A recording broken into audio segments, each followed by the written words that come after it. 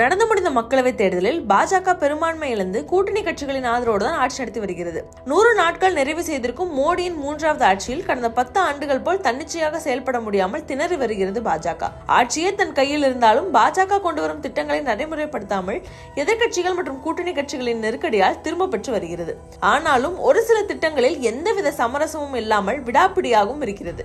அப்படி ஒரு முக்கிய திட்டம் தான் ஒரு நாடு ஒரு தேர்தல்.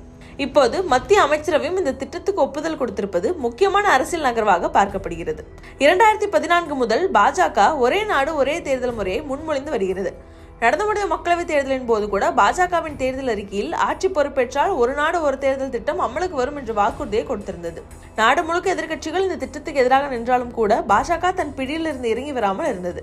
கடந்த சுதந்திர தினத்தன்று பேசிய பிரதமர் நரேந்திர மோடி தேசிய ஜனநாயக கூட்டணி அரசின் முன்னுரிமையாக உள்ள ஒரே நாடு ஒரே தேர்தல் திட்டத்தை அமல்படுத்துவதில் அரசு உறுதியாக உள்ளது என்றார். அடிக்கடி நடத்தப்படும் தேர்தல்கள் நாட்டின் முன்னேற்றத்திற்கு தடைகளை ஏற்படுத்தி வருவதாகவும் பேசியிருந்தார். இப்படி பல்வேறு சர்ச்சைகளை கிளப்பி வரும் இந்த ஒரே நாடு ஒரே தேர்தல் திட்டம் என்றால் என்ன?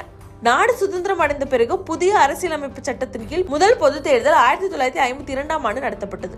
அது முதல் 1967 வரை மக்களவைக்கும் மாநில சட்டப்பேரவைகளுக்கும் ஒன்றாகவே தேர்தல் நடத்தப்பட்டது. இதற்கிடையே ஆட்சி கவிழ்ப்பு உள்ளிட்ட காரணங்களால் சில மாநிலங்களில் முன்கூட்டியே தேர்தல் நடத்த வேண்டிய சூழல் உருவானது.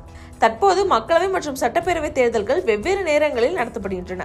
5 ஆண்டுகள் ஆட்சியை நிறைவு செய்தாலோ அல்லது பல்வேறு காரணங்களுக்காக ஒரு மாநிலத்தில் ஆட்சி கவிழ்ந்தாலோ அப்போதுதான் மாநிலத்திற்கு சட்டமன்ற தேர்தல் நடத்தப்படும். மேலும் இந்தியாவில் மக்களவை மற்றும் சட்டமன்ற தேர்தல்கள் மத்திய தேர்தல் ஆணையத்தாலும் உள்ளாட்சி தேர்தல்கள் மாநில தேர்தல் ஆணையத்தாலும் நடத்தப்பட்டு வருகிறது. ஆனால் இப்படி ஒவ்வொரு தேர்தலும் ஒவ்வொரு காலகட்டத்தில் நடத்தப்படுவதால் நிதிச்சுமை, நேர விரயம், நிர்வாக இடையூறு ஏற்படுகிறது என்று தொடர்ந்து பாஜக கூறி வந்தது. உதாரணத்துக்கு 2014 மக்களவைத் தேர்தலில் மட்டும் 60,000 கோடி செலவானதாக கூறியது மத்திய அரசு.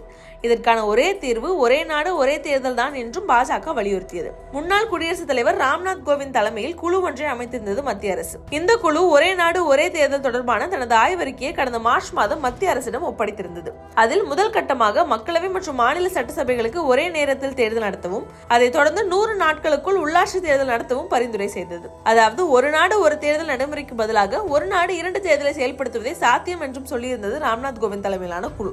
மேலும் இதை நடைமுறைப்படுத்த அரசியலமைப்பு பிரிவு 83, சட்டப்பேரவை தேர்தல் அரசியலமைப்பு பிரிவு 172 ஆகியவற்றை திருத்த வேண்டும் எனவும், இந்த மசோதா மக்களவை மற்றும் மாநிலங்களவையில் எளிதாக நிறைவேறலாம் என எதிர்பார்க்கப்படும் நிலையில் இதற்கு மாநிலங்களின் ஒப்புதல் தேவையில்லை என்றும் ராம்நாத் கோவிந்த் குழு தெரிவித்திருந்தது. இது குறித்தான கருத்து கேட்பின் போது திமுக, காங்கிரஸ், சமாஜ்வாதி கட்சி போன்ற 15 கட்சிகள் கடும் எதிர்ப்பு தெரிவித்திருந்ததும், அதிமுக போன்ற 32 கட்சிகள் ஆதரவு தெரிவித்திருந்ததும் குறிப்பிடத்தக்கது. இந்த திட்டம் அமலுக்கு வரும் பட்சத்தில் சில மாநிலங்களில் ஆட்சி காலம் முடிவதற்கு முன்பே ஆட்சி கவிழ்க்கப்படும் அவல நிலை ஏற்படும் என்பதால் இந்த திட்டத்தை எதிர்க்கட்சிகள் எதிர்ப்பதாகவும் சொல்லியிருக்கின்றனர். இப்போது இந்த குழு சமர்ப்பித்த அறிக்கைக்கு தான் மத்திய அமைச்சரவை ஒப்புதல் வழங்கியிருக்கிறது. வரும் குளிர்கால கூட்டத்தொடரில் இந்த மசோதா 2 அவைகளிலும் தாக்கல் செய்யப்படலாம் என்றும் எதிர்பார்க்கப்படுகிறது.